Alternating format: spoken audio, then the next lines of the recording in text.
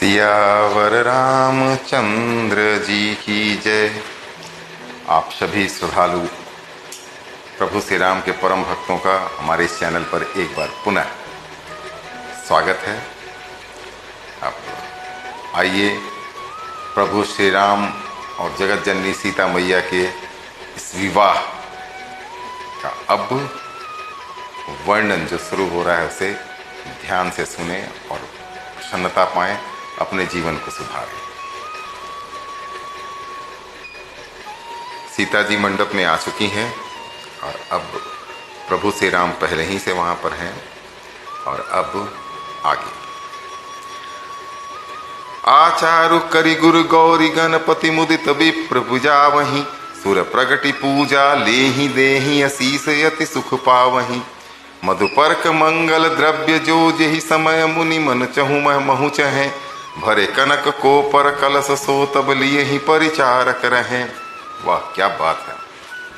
कुलाचार करके गुरु जी प्रसन्न होकर गौरी जी, गणेश जी और ब्राह्मणों की पूजा करा रहे हैं, अर्थात ब्राह्मणों के द्वारा गौरी और गणेश की पूजा करवा रहे हैं और देवता प्रकट होकर पूजा ग्रहण करते हैं, आशीर्वाद देते हैं और अत्यंत सुख पा रहे हैं।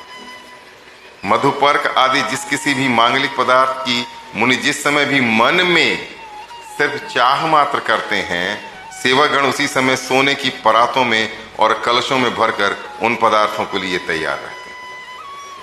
क्या व्यवस्था है, कितने जानकार लोग हैं भारतीय परंपरा के।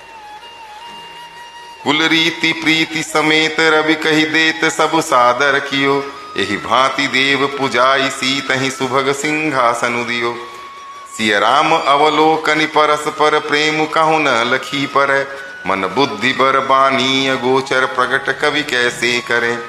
स्वयं सूर्यदेव प्रेम सहित अपने कुल की सब रीतियां बता देते हैं और वे सब आदर पूर्वक की जा रही है। साक्षात भगवान सूर्य भी वहां मौजूद है।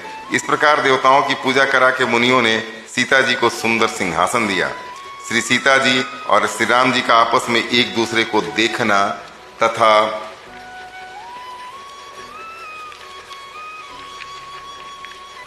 तथा उनका परस्पर प्रेम किसी को लख नहीं पड़ रहा है, दिखाई नहीं दे रहा है। जो बात श्रेष्ठ मन, बुद्धि और वाणी से भी परे है, उसे कवि क्यों कर प्रकट करे। कितनी सफाई से वचन निकले। तुलसीदास जी की एक विशेषता आप देखिए कि ये हर रस के महारथी हैं। होम समय तनु धरि अनलु अति सुख आहुति लेहि विप्र बेश धरि वेद सब कहीं विवाह विधि देहि। हवन के समय अग्निदेव शरीर धारण करके बड़े ही सुख से आहुति ग्रहण करते हैं और सारे वेद ब्राह्मण का वेश धरकर विवाह की विधियां बताए देते हैं। जनक पाठ मसीही जग जानी सीय मातु की मिजाई बखानी सुजसु सुकृत सुख सुंदरताई सब समेट विधि रची बनाई।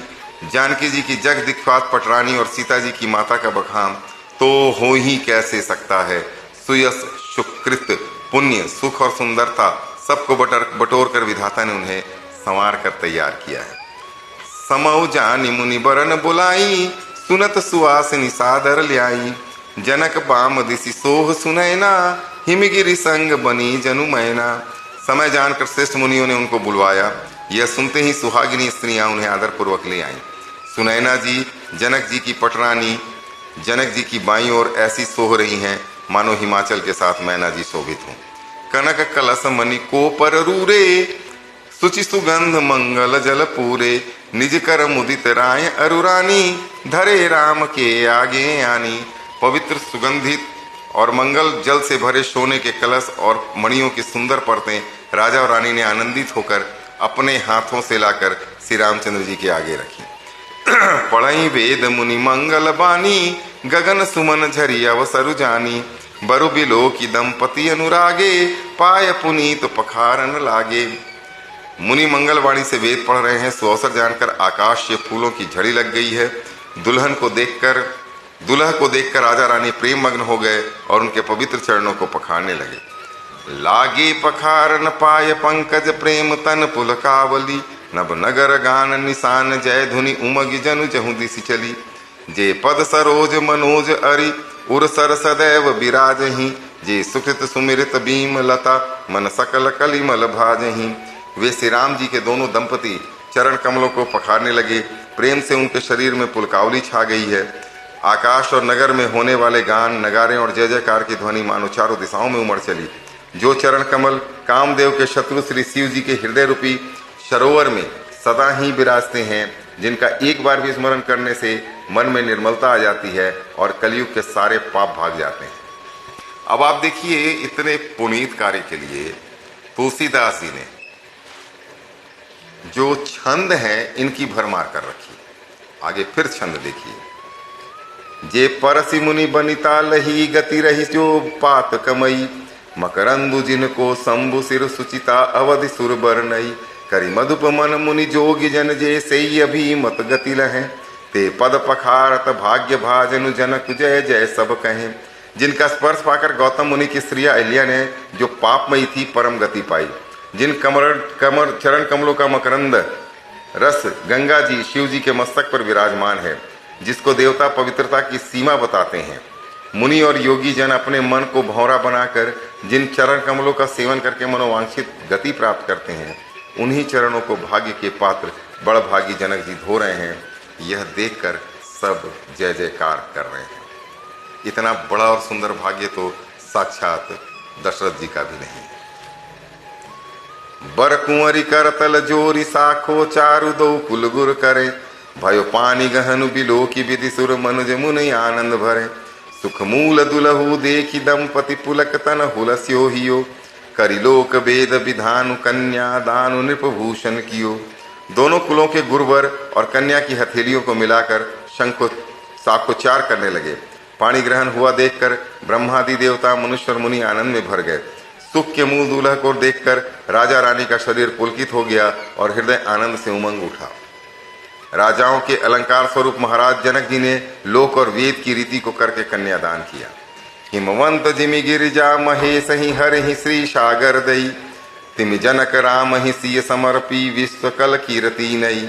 क्यों करे विनय विदेहु कियो विदेहु मूर्ति सावरी, करी होम विधिवत गाठी जोरी होन लागी भावरी। जैसे हिमवान ने शिव जी को पार्वती जी और सागर ने भगवान विष्णु को लक्ष्मी जी थी, वैसे ही जनक जी ने श्री रामचंद्र जी को सीता जी समर्पित की, जिससे विश्व में सुंदर नवीन कीर्ति छा गई। अब विदेह कैसे विरति करे? उस सांवली मूर्ति ने तो उन्हें सचमुच विदेह यानी देह की सुध बुध से रहित कर दिया था। विधि पूर्वक हवन करके गठजोड़ी की गई और भांवरे होने लगे। जय धुनि बंदी वेद धुनि मंगल गान निशान, सुनि हर सही बर सही विबुध सुरतरु सुमन सुजान।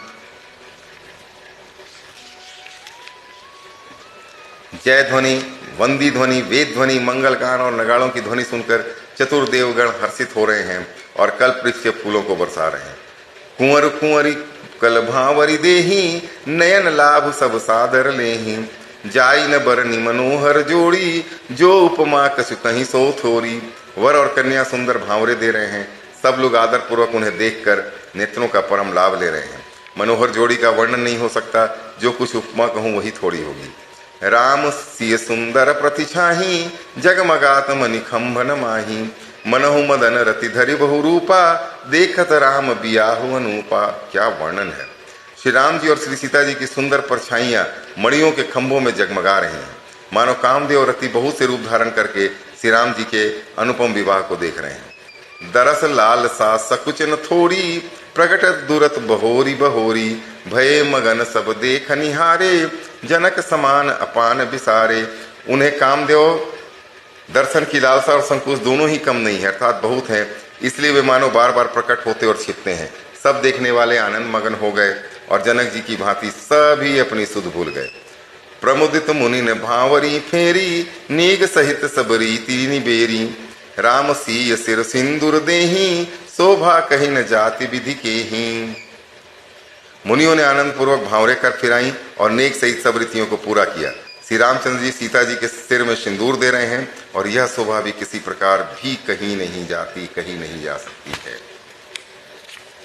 आज के लिए इतना ही।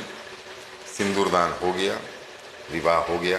अब आगे की कथा कल पुनः आपके सामने श्रद्धा के साथ उपस्थित होकर कहूँगा। तब तक के लिए आज